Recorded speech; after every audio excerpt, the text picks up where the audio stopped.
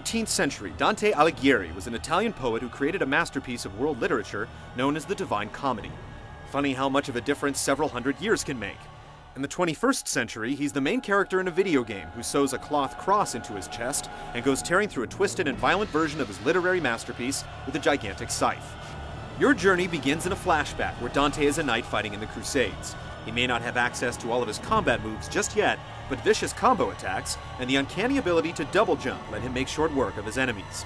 A face-to-face encounter with death himself, however, proves to be more of a challenge. Dante, your fate is decided. Everlasting damnation for your sins.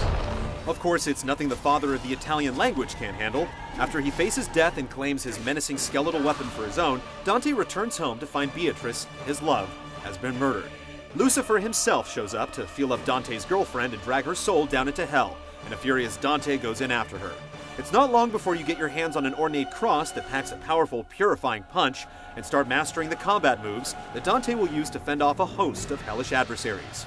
Owing much more to other video games than it does to the world of literature, Dante controls very much like a certain deity of battle. You can evade with the right stick, launch enemies upward for a brutal mid-air beating, grab hold of your enemies for a quick execution, and perform quick-time events for cinematic obliterations. Other demon-destroying techniques include counterattacks, which require good timing on your blocks, and magical attacks like an icy dash that can be triggered by holding a bumper. Depending on whether you use the cross or the scythe to finish your foes, you'll be able to upgrade Dante's abilities by cashing in souls through a promising-looking chart that lets you work your way toward progressively more powerful moves.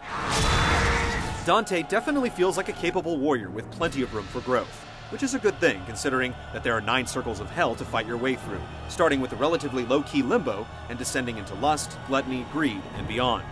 Each area reflects its themes through its enemies and environments, resulting in some unique and shocking moments as you carve your way through demonic legions. It's tough to tell if this journey through hell will make a lasting impression on the interactive world, but the newest Dante to take up arms against demons and devils is definitely taking his work seriously.